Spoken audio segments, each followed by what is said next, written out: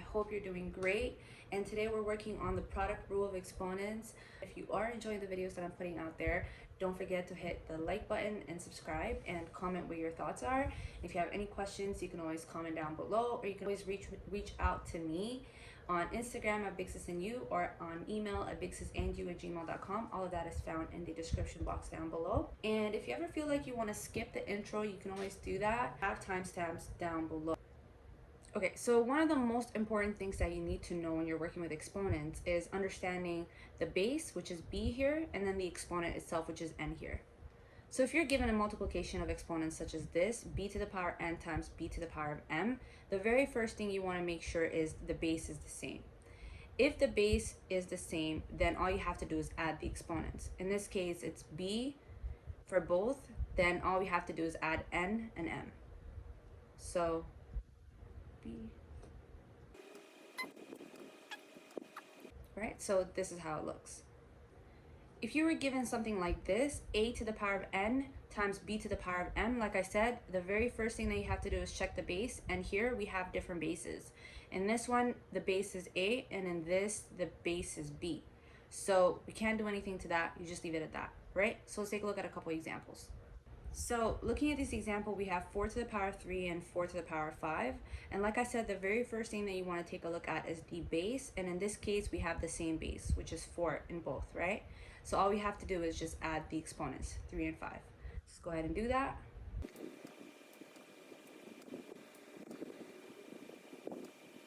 Whereby 3 plus 5 equals to 8, so 4 to the power of 8 is our answer. So then in the second example, I have 1 over 2 to the power of 3 times 1 over 2 to the power of nothing. There's really nothing written there. So if there is no number written there, you know that it's automatically 1. Okay, and if you don't understand that, you can always take a look at my introduction to exponents to understand what we mean by these. So if there's no number, you know it's 1. So we follow the exact same thing that we did. Because the base is the same, we are capable of adding 3 and 1. So let's go ahead and do that.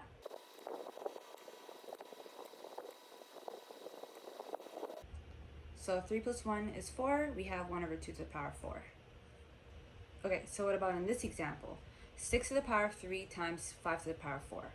We said the very first thing that we do is take a look at the base. And in this case, the base is 6 here and the base is 5 here. So we can't do anything to that. We leave it at that, okay? Try to trick you. So keep up. And in this case, we have 9 to the power of 7 times 9 to the power of negative 3. So we can't add these because 9 and 9 are the exact same base. In this case, we have 7 plus negative 3. And so because plus times negative is negative, it's technically going to be 7 minus 3. I'm going to rewrite that. And since 7 minus 3 is 4, go ahead and write 4. Let's take a look at something slightly different. So taking a look at this, we have b to the power of n, and then again, all of that to the power of m. So we have the power of a power.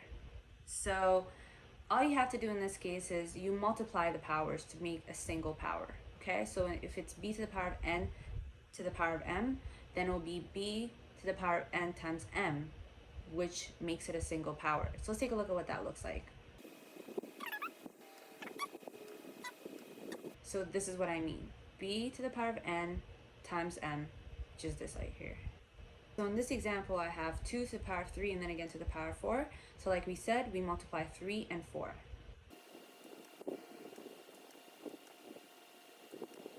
Our final answer is 2 to the power of 12 because 3 times 4 is 12. So we leave it at that. And here to spice it up just a little bit, I have 3 to the power of 2 to the power of 3 to the power of 4, which basically means 2 times 3 times 4. So let's go ahead and do that. All right, so we said 2 times 3 times 4 is just 24. Right, and this is our final answer. We have negative numbers to work with. So in this case, we have negative numbers, and it doesn't matter, you follow the same procedure.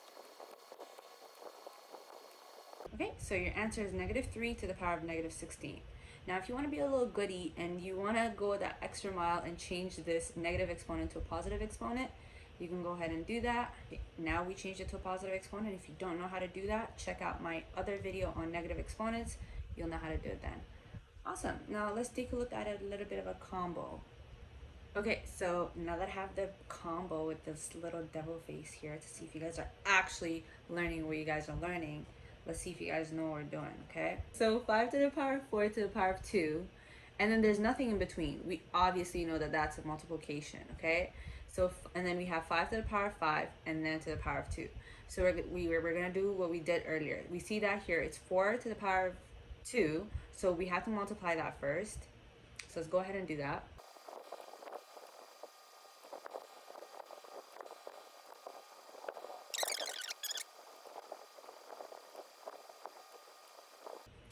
Okay, so now that we've simplified, we have 4 times 2, which is 8, and 5 times 2, which is 10.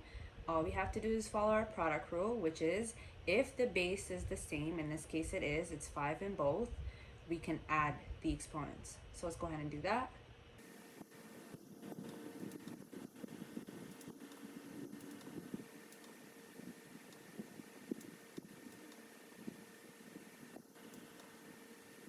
Okay, and then you have your final answer here, because 5 to the power of 8 plus 10, which is 8 plus 10 equals to 18. 5 to the power of 18 is your final answer. Let's take a look at one last example and then we'll be done. Okay, you know we had to save the big guns for the last one. So in this case, we have so many negative numbers, so a lot of people this may be confusing, but come on, if you're following my tutorials, then you should be good, okay? So we have negative 8 to the power of negative 1 and then to the power of 2. So we're gonna multiply that first, and then if there's no sign between these two brackets, big brackets here, we automatically know it's a multiplication. So I'm just gonna write a multiplication just so that nobody's getting confused, okay? Don't mind that beautiful multiplication sign right there. Okay, so then we have negative 8 to the power of negative 5 to the power of 3, and that is, again, we're gonna multiply negative 5 and 3. So let's go ahead and do this.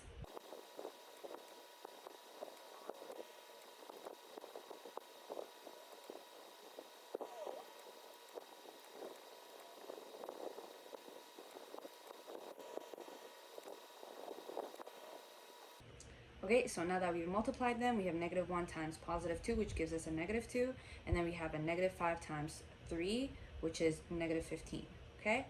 So I did not write a multiplication sign on this step because I wanted to make it obvious to you guys that it does not matter if there's a multiplication sign or not. If there's nothing between two numbers, we automatically know it's a multiplication, okay? And then moving forward to the next step, we want to make sure that the base is the exact same, which it is in this case. It's a negative 8 and a negative 8, okay? It makes a big difference if it's a negative number or a positive number. If one number is negative and then the other one's positive, you have a problem. So just make sure that the base is the exact same number. In this case, it's both negative 8. So we move on to the next step where we add the exponents.